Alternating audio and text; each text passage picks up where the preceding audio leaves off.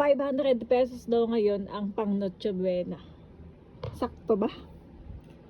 500 pesos para pang natsubina. Ay, kulang yun. Saan pupunta yung 500 pesos mo?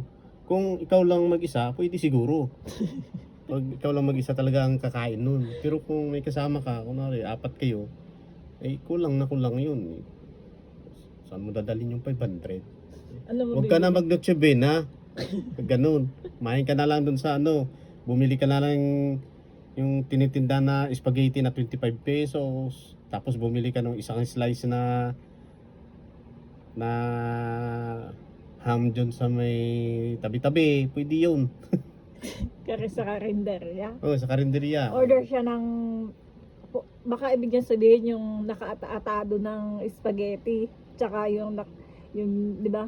May per piece. Oo, yung ng gano'n. ano, Tapos ham. imbis na ham, ay ano na lang bilhin mo? Embutido. Yung tig 2,100. Meron yun. 10 piso nga, meron na. Ano na daw.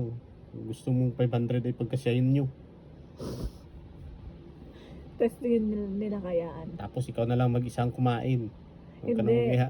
Yung mga nagsasabi noon, testingin nilang 500 ng ano. Ay, subukan nila kung matutuwa yung anak nila at asawa nila sa ganong handa nila sa Noche ng 500 pesos. Baka kayo almusal, pagkain nga lang ng tao yun, ng yun, isang pamilya sa isang araw, kulang yun. Oo, yung 500. Oo, wala na kulang yun.